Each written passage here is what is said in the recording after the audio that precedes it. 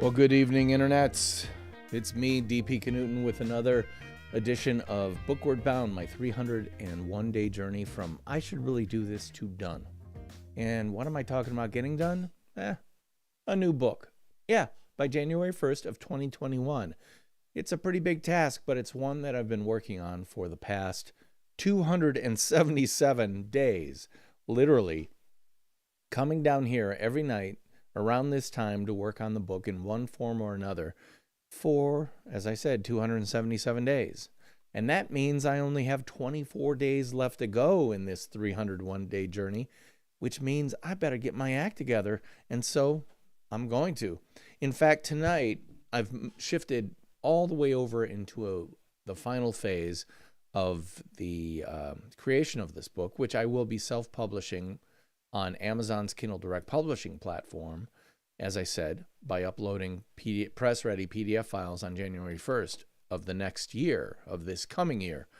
And that phase is the editing, final production phase. And so what I've been doing the past several days is going through the remaining sections of the book that need to be kind of first pass edited and proofread, and making corrections and revisions before I take this out of Scrivener and port it over to Microsoft's Word, where I'll do the final finish and formatting of the book. And frankly, the reason I didn't write this book in Word is because Word is a terrible book writing platform, but Scrivener is great. So let me take you on over to Scrivener, which looks a little something like this. Over here, the main window, that's where you do the actual writing of the section. And then over here on the side is a navigation pane that shows you all the sections or chapters, whatever you want to call them, of the book. And you can see a couple of different colored, I'm going to get my head out of the way, so you can see actually these are the final blue sections that I need to proofread and edit before I actually bring this over to Microsoft Word and compile it here in Scrivener and then port it over to Microsoft Word. So tonight, I think what I'm going to do is try to take a couple of these sections, including the one you see before you right now, and edit it by editing it aloud. Here's the thing, and this is actually a killer tip for anybody writing a book. If you want your book to have a very human vocal style, read it aloud. Because there's a big difference between English that is spoken and English that is written. And, you know, my background is as an actor and working through literature on the dramatic theater side of things. So I kind of look at everything as dialogue. And consequently, I need to check my copy for its smoothness by reading through it and finding the rough spots that I can then polish out or sand out with a nice triple-aught grade sandpaper or something like that. So, where am I? Well, I'm going over to Scrivener to show you this section about Richard Moore. Richard Moore, and one of the style things I'm doing is putting a slash and making sure there's a space before and after the slash for each of the things. I'm going to double check his photo to see if it is in fact at least 300 DPI whenever possible. Yes, it is, so that will look good. And again, I may resize things and reformat stuff a little bit, but that'll happen in Microsoft Word. That said, I need to stop talking and actually start reading aloud. Richard Moore, his brand is him. He lives in the United Kingdom. We've never met in person, but I've been going to school on the way he does things on LinkedIn and Facebook for several years now. Why? Because he's demonstrated that he's a smart guy who loves to share great stuff and is relentless in his posting discipline, all beautifully packaged under the name Richard Moore. But it wasn't always that way. Like Neil Schaefer, he started out hidden behind a product name. Here's what he has to say about that predicament now. In 2015, I led momentarily with a brand, which was at the time called 8-Step Startup, which is 8 themes, 73 lessons, video, how to go to business, and I led with that. And it was like a footnote by Richard Moore. Big mistake, because what happened was I was building a brand that I had to fly. Otherwise, it was like, now what? By building a brand around myself, I am the hub, and I take it with me forever. And so if I built a good personal brand, I can bolt new products to it. That's why I'm going to take out this and make it just a half line between, just tighten it up. That's why in March last year, when I started on LinkedIn, I said to myself, in 3 months' time, in June, I will launch a Basics of LinkedIn course showing how what I've learned thus far, and I was able to get really good traction. So I said, hey, everyone that follows me, here's a product bolted on. And they're like, cool, let's jump on there, because I was a known quantity. So the other thing, it goes back to the point I made earlier, is about, the other thing that goes back to a point I made earlier is that all the people you will ever work with who will consume your content, who may buy from you, or who will endorse you in some way, they've all been heartily conditioned in the last 3 to 4 years that if you look at company brands, it's not this inspiring. I spend maybe a third of my time on with corporates, showing them how, and showing them how to get their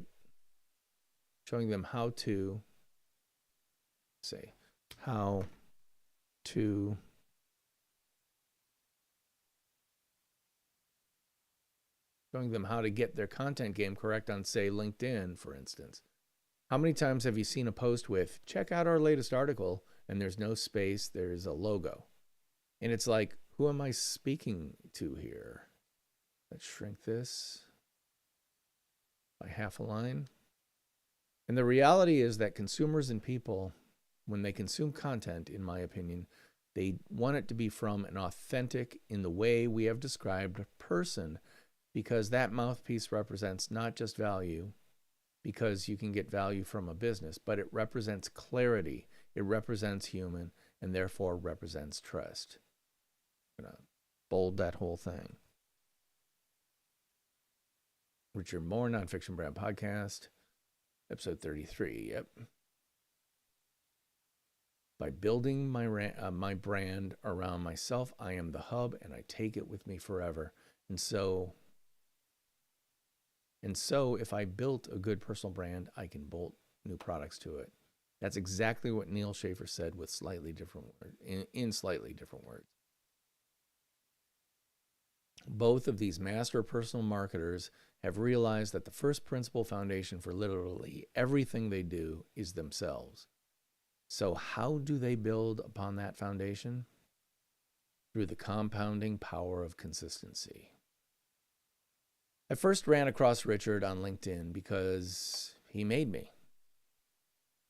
Every single Monday, I'd see that he had posted another episode in his long-running web video series, Startup Q&A Live, in my LinkedIn feed, or LI feed. He actually started doing the live stream long before LinkedIn Live existed on Facebook, where he'd host a live Q&A session with anyone who shared his deep interest in every aspect of what's required to take an entrepreneurial idea from concept through successful and profitable execution. As of this writing, he's on episode 223. Let's double check that. Let's go to Facebook and look up Richard Moore.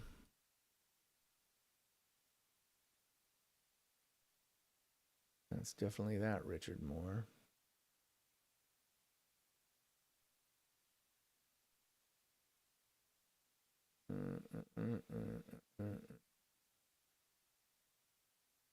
Richard Moore.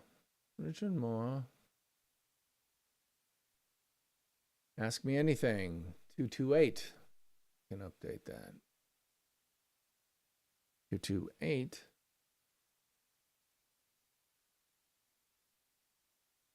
Oh. I'll just leave it 223 because that's the thing I've got. in here. All right. 223, which leads me to believe he's been doing this thing weekly and consistently for over 4 years. 223 divided by 52 equals 4.28. This episode 223 is typical. High value in terms of content, and for one lucky viewer, a gift.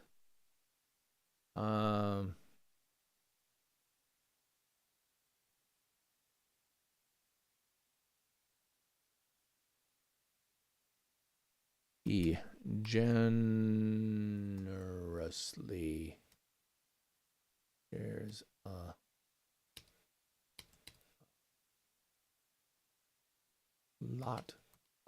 a lot of valuable content, and for one lucky viewer, a gift.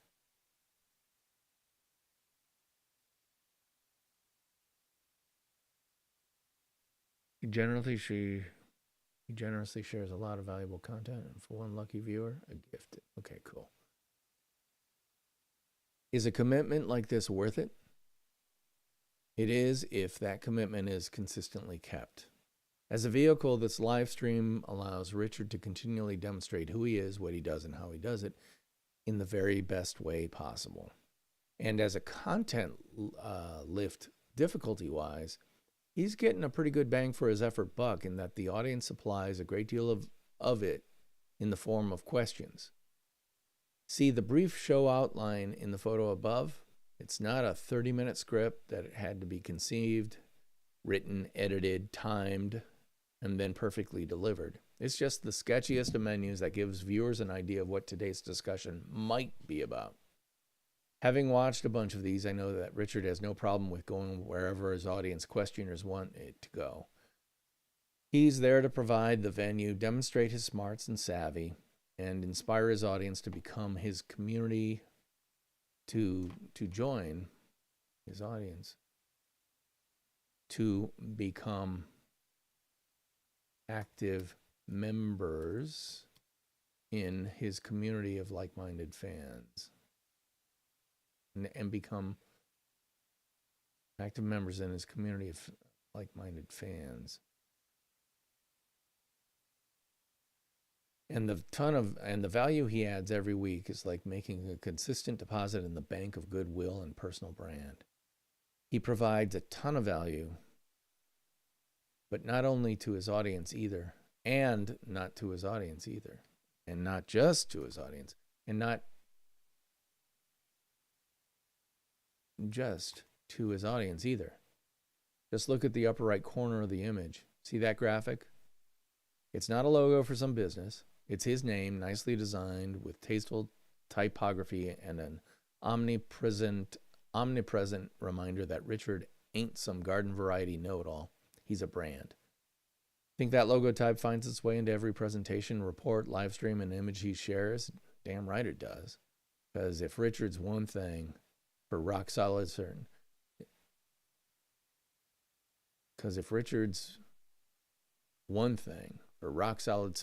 it's consistent. Yeah, good. The nonfiction brand moral of Richard's story: you truly can do anything, but a branded product has its limits.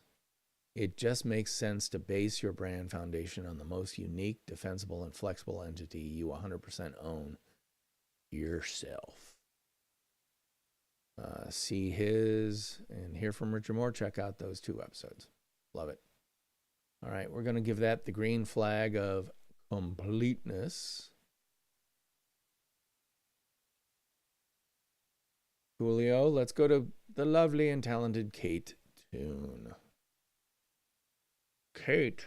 There you are, Kate. Kate. Bonnie Kate. We're going to 1550. 833 DPI. That's good. Kate Toon. Plant, then pivot.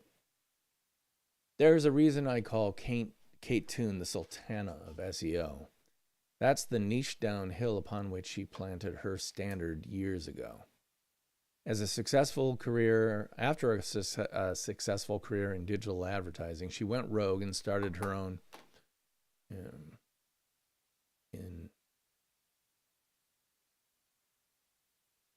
major digital advertising agency with a major advertising agency. She went rogue and started her own SEO consultancy in Sydney, Australia. But after a passel of years focusing on that pretty specific niche, she's looking for other opportunities in the digital marketing space without changing the point upon which she's pivoting, her personal brand. She puts it this way. I think the one thing that has changed,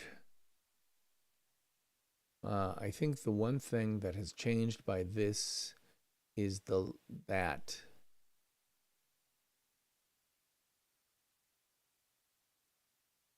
has changed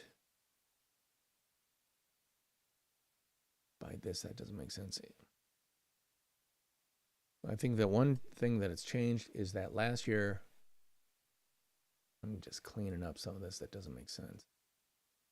That last year I've stopped looking outward to my competitors, which is something that I've wasted years on.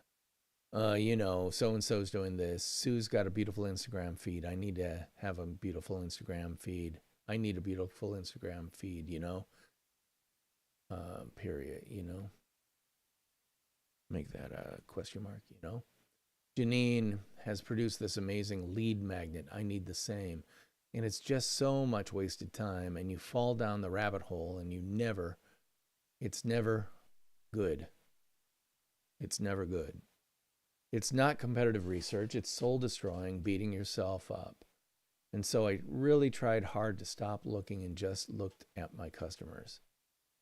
And literally, because now I have a little groundswell of humans who are in the Tune gang, I can say, hey, what should I do next? Here are 3 things that I'm working on. What should I do next? Here are 3 things I'm thinking about doing. Which would you be more interested in? And they'll go that one.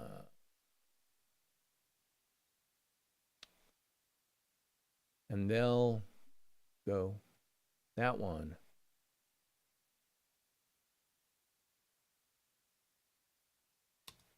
And they'll go that one.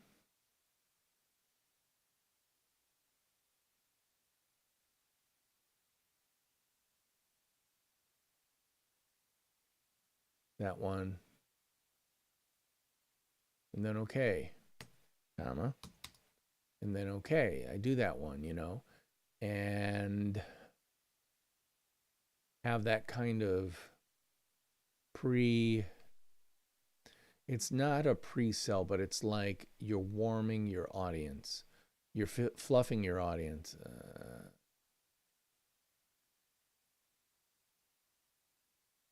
You're fluffing your audience.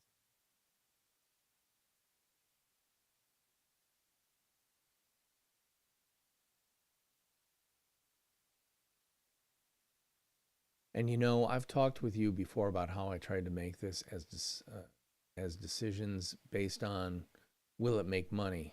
Do my customers want it, and will I enjoy it? I talked to you before about how I try to make these as decisions based on will it make money? Will it make money? Do my customers want it, and will I enjoy it? Because I am very kind of, I am an emotional business person, and I think that I have a lot of empathy and sympathy. My empathy gland is throbbing constantly, and that can be quite exhausting. So unless I'm kind of into the thing that I'm doing, I find it quite hard to keep going with it. And that's what it got to with the SEO side of things. I've been doing that thing for a long time. And it's like Britney Spears coming out on stage and singing Toxic again. And again, she'll get to the point where she would rather stick a fork in her leg and everything than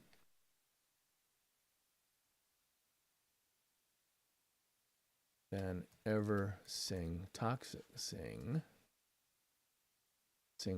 again. And she needs to be able to pivot away and release her new album of acoustic tambourine folk songs and hope that people will follow her because they love Britney, not because they love Hit Me Baby One More Time. It's hard enough. It's such a hard thing to do. So I'm not sure there's a strategy behind my pivot, and I'm not sure it's going to be a hairpin turn.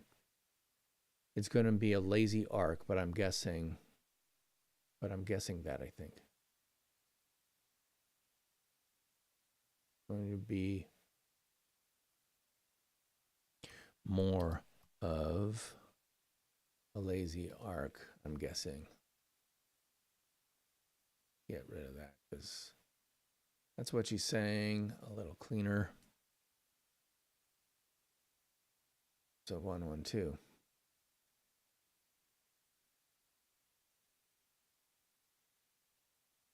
Buy it before you. Did I have a buy it before?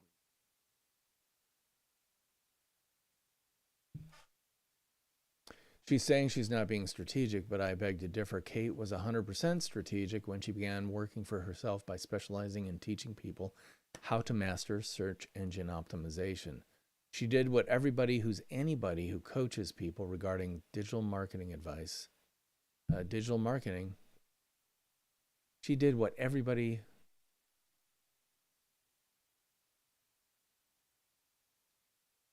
who coaches people regarding digital marketing recommends.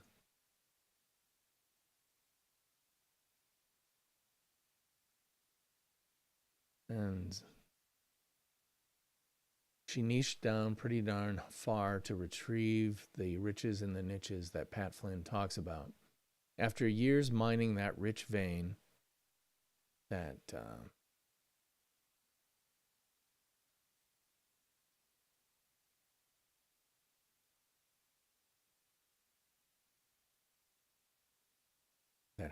after years mining that high-value vein, she strategically recognized that the vein wouldn't last forever. That the vein wouldn't last forever, or more likely, that her interest in it wouldn't last.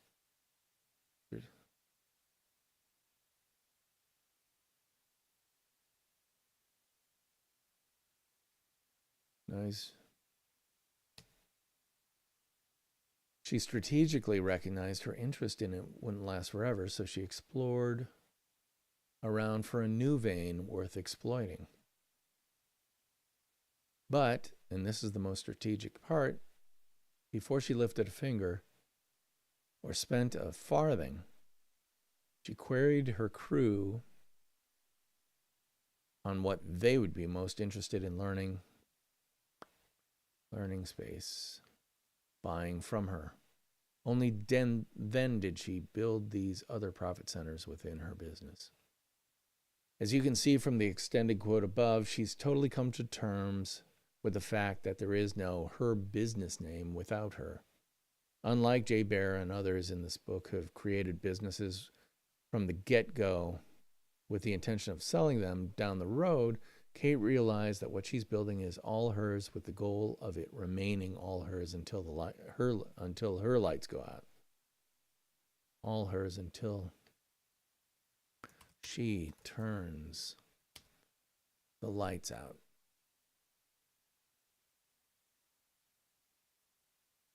Remember, the foundation of nonfiction branding all comes down to a simple 2-sentence credo. Know who you are so you can be it. Kate's clearly, whether she knows it or not, Kate's internalized, whether she knows it or not, internalized that into her and her business's DNA. And her business's DNA. And if you ask me how Kate's become the Sydney-based success she is, I'm going to point to that. She is. I'm going to point to that. Kate's business is her business. Since her initial service offering focusing tightly on the mastery of SEO, she's been able to branch out into several different but related areas. But no matter what the subject matter is, it all comes back to her and her personal brand. She's the epicenter for everything, and her now well-defined personal brand is the point upon which she can pivot. She pivots. Yeah. That's because, like any well-developed foundation, her personal brand has little to do with the techniques of what she does and everything to do with the way she does it. Her wit, her style, her self-effacing humor, her take-no-prisoners, all-in engagement with those who'd like to cross swords with her, these are all aspects of who she is and elemental ingredients of her personal brand. And that brand is so integral to her service and educational offerings that I just had to ask her the following during one of our nonfiction brand conversations. I noticed that while your products have names, they are all under the umbrella of the Knudten brand. It's not like could they exist without you having your...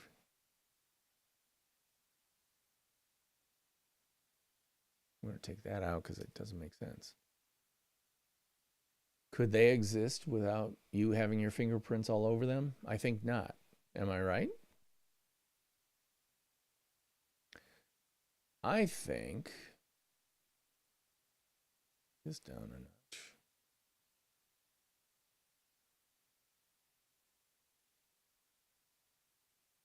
I think I've always wondered about that because people talk about businesses, you know, like, how are you going to exit your business?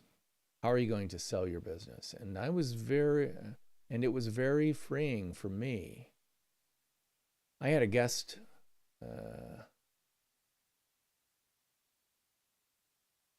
freeing for me when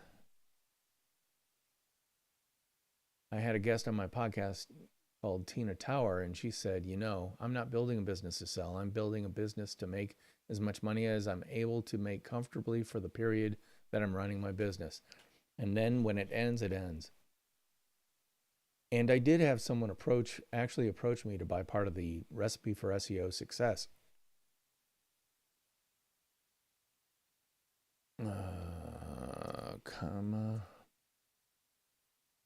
And I feel that to some degree I could edge out of that, you know. I could get rid of that. You know, let's make that a period. I could bring more experts into the course. I could maybe get every second episode of the podcast hosted by somebody else. But do I want to do that? I'm not sure. I want to sacrifice my brand equity. Do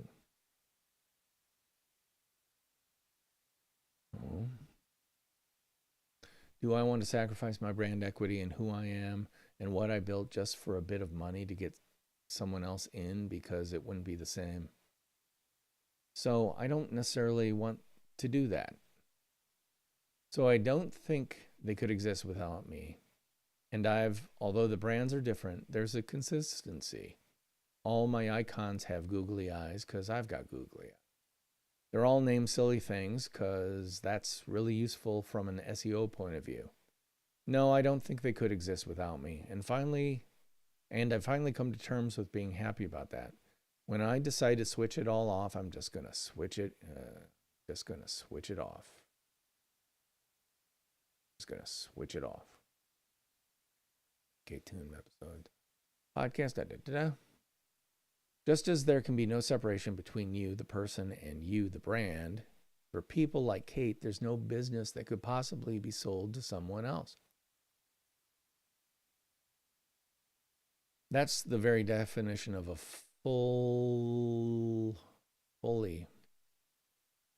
of a fully personalized, personal brand-based business. And Kate knows this informs every decision she makes. The business's tone of voice is her tone of voice. And the person you hear on the person you hear on podcasts and see in online video is exactly the same person you'll meet in public. That's the very real, completely aligned definition of a nonfiction brand. Nonfiction brand moral of Kate's story: where Kate chooses to take her business can pivot in any direction, but the pivot point upon which it rotates never does. Never does. Never moves. That point is inalterable because it's defined by the woman herself and not the parts that can change. Not the parts that can change, but the elements that never do. Yeah, that's cool. Let's give that a green flag of complete. I'm really working to get these things done because I want to create a press ready or a galley proof of the book as it stands right now and get it in the hands of everybody in this book and other people that I would love to get blurbs from. And that means I'll be sending them a low-res PDF of the book marked clearly galley proof, not for publication, and ask them to, one, go through their sections and look for any mistakes I've made. Like, I would hate to misspell their name, for instance, or anything like that. Or if I get a material fact wrong, I can make those revisions. But also to see if they would give me a blurb for the book, because here on the front cover, I've got room for one blurb right there. And then on the back cover, I've got room for two blurbs right there. And then within the book, like the 4th or 5th page of the book is going to be a blurb page or two or more if I can get decent blurbs from people. And all of that is part of me making this book look like as professionally published a book as possible. Just because I'm self-publishing this via Amazon's Kindle Direct Publishing platform does not mean I don't create a book that looks like it could be sold anywhere, any bookstore, or be actually produced by a professional publishing house. That's because, a little trick here I'll share with you. What's that right down there? Collaborator Publications. What's that little signet right there? That's my logo for Collaborator Creative, which is CC. See, it's a plus sign that has actually a monogram with 2 C's. Get it? Wow, wow, wow. That's one of the things that I'm demonstrating. I'm demonstrating that I know as a marketer, as a publisher, all the things that make a book more of a book than somebody who just craps out something, a 90-page thing that they sell for 99 cents on Amazon Kindle Direct Publishing, or worse, just a Kindle version of it, or even worse than that, a downloadable PDF that you can get on their website for $5 or something. I want this book to be like, holy crap, this is a book. Yeah, it looks like a book, it acts like a book, it smells like a book, and it actually is a book because I designed it to be a book. Oh, and by the way, every aspect of that book is me demonstrating my chops as a creative director and a copywriter too. If you like the logo design or the design of the book, guess who did it? If you like the writing of the book, guess who did it? You know, the fact that my photo is on the cover of the book, that's actually not a mistake. And it's not me being a malignant narcissist either. Although depending on who you ask, you might get a different answer than that. It's actually me pointing out that I'm stepping out from the shadows and owning my actual personal brand as well. Because for the longest time, I was just like all you all, which is, why should anyone listen to me? I don't have anything unique to say. And the answer is no, I've got a 30-year career during which I've done a lot of thinking, and now I have a lot of stuff to share. So I'm doing it via this book in as professional a way as possible. There's no better way to demonstrate who you are, what you do, and how you do it than by actually demonstrating who you are, what you do, and how you do it in the form of a book and a podcast that has the same name as the book, and all the things that I'm doing based on my platform, which is all based on a concept called nonfiction branding. Which brings us to the end of tonight's little rodeo. As I go through the book, I've only got 5 sections left to green flag, which I will do tomorrow. And I'll actually start working on formatting the book in Microsoft Word tomorrow night, because I do want to get this stuff done so I can get it in people's hands and move this forward. My goal is to actually have a hard copy, proof copy of the book with cover and everything. I mean, it'll be just like a finished book that I can actually proof from. Because here's the thing, proofing on screen is only half the battle. The major part of the battle is when you have that hardcover book, or it's a paperback book, but once you have that paperback book in your hand and you actually start making corrections, and you can see what needs to be corrected. You know, things like, oh, that's way too close to the edge of the page, or the bleed isn't working right on the print on the cover, et cetera, et cetera. I can't tell that until I have the book in my hand. So my goal is to get that very, very soon. So thank you so much for helping me out tonight. And definitely check out this week's episode of the Nonfiction Brand podcast, because it features it's episode 120, and it features a conversation with Kate Toon, a brand new conversation with Kate Toon from Sydney, Australia. I love the way we banter back and forth and actually share a lot of really valuable information. You can find the Nonfiction Brand podcast wherever you get podcasts for free. So just go over there, type in Nonfiction Brand, look for this image, my photo and the words, stacked words, Nonfiction Brand. That's the cover art or the album art for the podcast. So if you see that, you'll know you have the right thing. That's it for me tonight. I'll see you tomorrow. But until then, theme music, take us on out. Wrong button. Damn it. User error. Oh, now I'm looking at the wrong camera? Yeah, I am looking at the wrong camera. Now I'm looking at you. Let's try that again. Theme music, take us on out.